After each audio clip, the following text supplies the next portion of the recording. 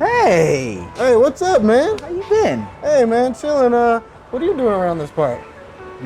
So I heard that this place has ghosts or it's haunted, and I'm always down for some haunted. So it's Halloween season. Well, I don't know. I mean, there's a lot of buildings around here that have rumors of being haunted or something like that. But I don't know. Are you trying to get in here or something? Or? Yeah, I'm trying to. Are you doing your born in Bakersfield? You know what? I'm down. Are you trying to get in here too? Hey, I might know a back way. So you want to follow me? I'm down to kick it. All right. Well, I'm Rich. I'm Curtis. And we're doing an episode of Born in Bakersfield, so follow us as we explore this haunted building.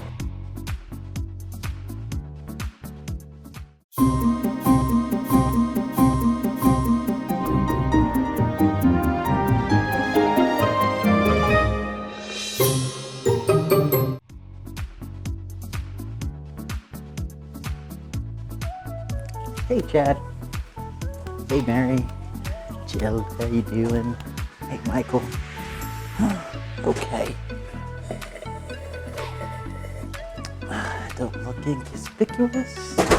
Been working here for days.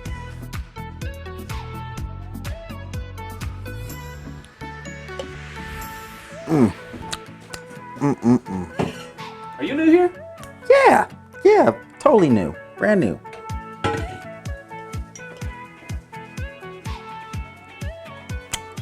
Wow, look at the time. Better start heading.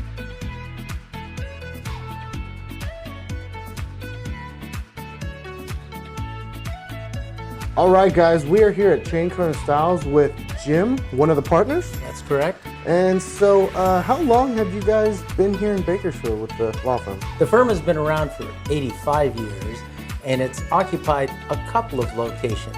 The Haberfeld building, directly across from where we are now, then to a building on Truxton Avenue, 1128, the Bank of America building for a number of years, and then finally here at this location. Wow, so the firm has been around for a long time, but you guys just recently moved into the building you're currently at, right? Correct. We moved here in 2015. I believe it was in July.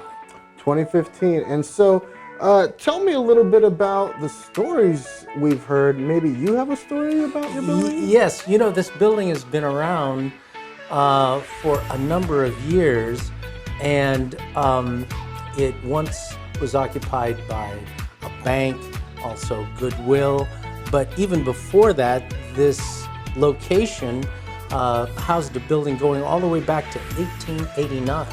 So you can imagine there are a lot of things that have probably transpired in this building or on this corner. So when we moved here, one of the things we noticed is that basement looks quite antiquated, and it has certain features that can kind of give you a spooky sense. So first of all, it is quite echoey. And so when people are walking down the hallway, you can hear that click, click of people walking. Kind of like a scary movie, like a click. Exactly. There's another feature that we have, and that is at the very end of our building on the east side, there's a dumbwaiter that goes up to the sidewalk at the street right in front. Now it's a metal opening at the top, and so what happens is when people walk in that opening, it makes a sound and it reverberates. So if you're down in the basement, sometimes you'll hear what sounds like a loud metallic bang that reverberates. Right. And if you're not aware of what's causing this, it'll give you quite a fright. And what it is somebody stepped on the metal grate and it probably popped back up and it reverberates. So that's one aspect of the building. But the other is when we first moved in here, we had installed a security system that turns on the motion detectors inside the building once everything is locked up. Okay. So the motion sensors will detect any kind of movement by anything larger than a rat. Oh. And any movement will set off the silent alarm. So you guys have motion sensors in the buildings. Got it. Okay, so then what happens is that if somebody is inside, moves around, what'll happen is the lights will automatically come on, the alarm will go off, and our security company will be notified that we have an intruder. So after a couple of weeks, we started getting calls from our security system saying we're getting an alarm inside your building. So we would go check it out. Nothing. There's nothing going on. The building is secure. Locks are closed. Nothing has happened. And it happened a couple more times, and each time there was nothing going on. So the security company said, we will set up interior cameras so that when you leave, if the motion sensors detect something, the cameras will pick it up. Right. So they set up interior cameras in the location where the sensor was being triggered. Right. And sure enough, 2 nights later, we get this notice that the alarm has gone on. And again, nothing there. So the security company says, well, we'll turn on the cameras and we will see what, if anything, triggered it. And so now the entire staff is like gathered around the cameras because they want to see what's been triggering the alarms. So they said the alarm was triggered at about 8:30 in the evening. And so here it is. So they replay the camera, and sure enough, the camera shows the interior, and it's somewhat darkened, but there it is at 8:30. The lights go up, the alarm is activated, the motion sensor has been triggered, and the camera is looking at the location, and there is nothing there. Wow. Nothing. And the security company said there must have been some kind of movement because the motion sensor does not go off unless something physically moves. But you can see from looking at the camera, nothing was moving, and yet the alarm triggered. So now we had people in the staff wanting to call a priest. We need an exorcism. Oh no! Right. We've got to have, somebody maybe kill a chicken or something. That is a crazy story. That is, and so the staff was really freaked out because the cameras did So not some of show. your staff quit and said they can't work here anymore. No. They said we want an answer. But I asked, well, what kind of movement is required? And they said, well, it has to be something bigger than a rat or an insect. So you we might looked have around. someone in here, either that's really fast and a ninja, Right. or you got ghosts. Or we have ghosts. You have ghosts. And so everyone was concerned about the ghosts. But when we asked the security company, let's look at the location that we were focused on. So it was a square block area where there were some staff cubicles. And so we looked around, and then on one of the cubicles was a fax machine. So in one of the cubicles sat a fax machine. And so I asked our secretary, did we get any faxes overnight? And she said, well, let me check. And so she checked, and sure enough, we did. We got a fax overnight. I said, what's the time imprint on it? 8:30. So apparently what happened is when the fax machine came on, the paper moving from the fax out onto the tray was sufficient to trigger off the alarm. And everybody took a big sigh of relief. But still, we still have some staff who hate to go down to the basement by themselves. Oh, sure. They go in pairs. No, for sure. I mean, you could get stuck down there. If anything, if not scared, it's a maze down there. Well, we've told our staff to never go in the elevator without your cell phone. Yeah. Just in case, because keep in mind, because this was a bank, the building is made of reinforced concrete except for where the windows are. So it used to be a nuclear fallout shelter also. That's kind of crazy, and I've heard of that. And so the basement has actually been certified as a fallout shelter. Wow. So in case of a nuclear attack, you know where to come to. Come to the basement of Cohn Stiles, you'll be good. Awesome. Well, guys, as you guys can see, if there's ever any emergency, Mr.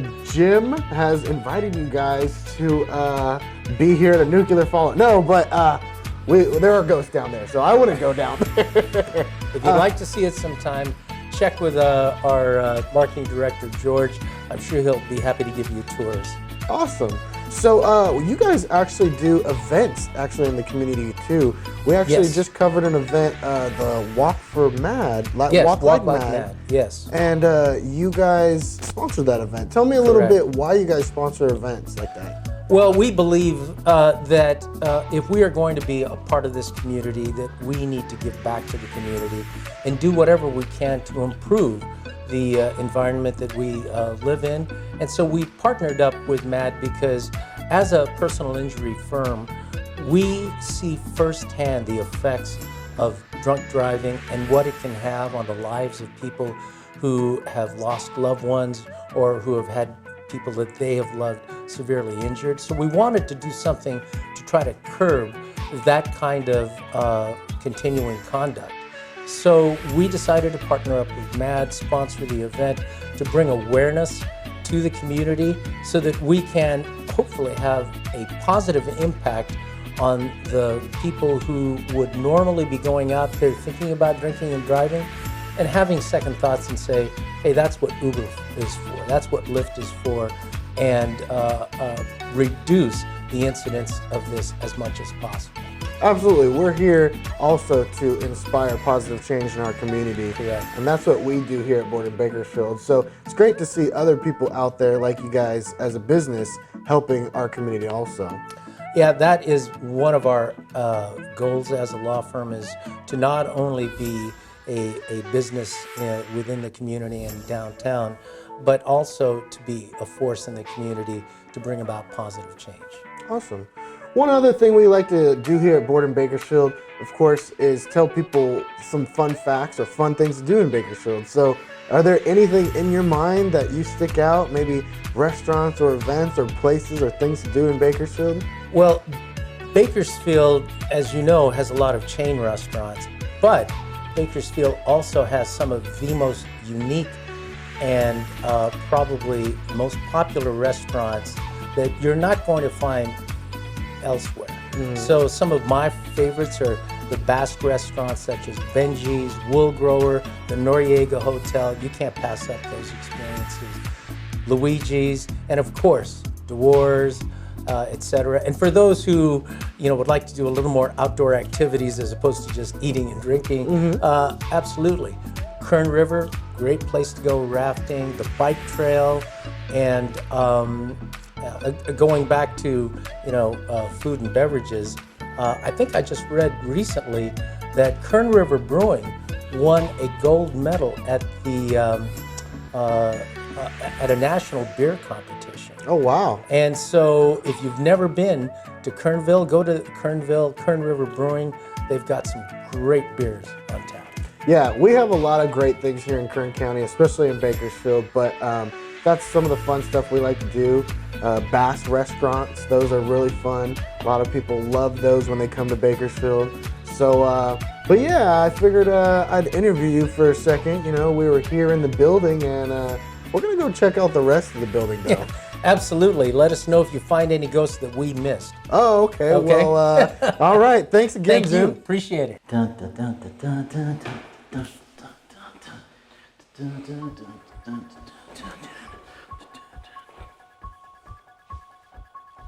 Roll! Oh, that was a bad roll. Ugh. Clear, clear, clear, clear, clear. Curtis, what? Huh. What's going on? I don't know. It's like I don't want to get caught, so I thought like secret agent, like this roll. They're still gonna see us if you're rolling. I mean, That's true. just be quiet. You know what I'm saying? Like, you don't have to. We're not Mission Impossible. We just went in a back door, bro. I can still do the books. What? Did you hear that? Wait, Uh-oh. it went that way. Let's go. I want to find some ghosts. All right, bro. Let's go. Yes. Ghost, where are you? I'm not gonna die. Black Guy does not die in the scary movie. Black Guy does not die in the scary movie. Nope, nope. Ah, no, he's over here.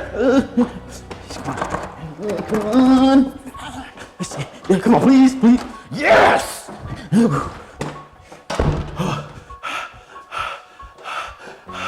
Ah! You're in here too! I'm gonna get him out this way. Ah, fine! God, man, why you do? Ah, now it's too far.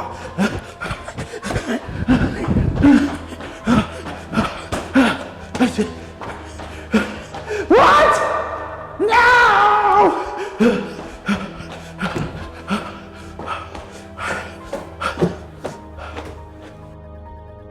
Curtis! Curtis! Hey! Curtis! Hey! What are you doing? I walked around everywhere. I've been I've been chased around by a ghost the whole time. Toilet ghosts? Well, they call themselves aquarium ghosts, but Isn't there like a scary story that you said you had or something? okay, yes, there was a boy named Jimmy Holmes Cohn. And one day he worked a shift that he couldn't work no more. Where's that light coming from? You're ruining the story, bro. So Jimmy, all he had to do was burn the books. The boss told him, burn it, or something bad's gonna happen to you, Jimmy. And it was in October, just like this, where Jimmy said, no, I don't miss work. That was the day where they burned, not the books, but Jimmy. And every Halloween, Jimmy just walks around this place, looking for someone. Every time you can hear him say, I can still do the books. I can still do the books. He can't no more.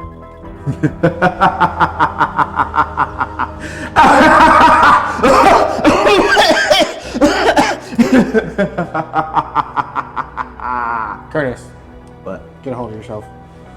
I mean, Oh, bro! What is that? I can still do the books. Curtis, come on! I found an exit! Okay. Thanks, bro.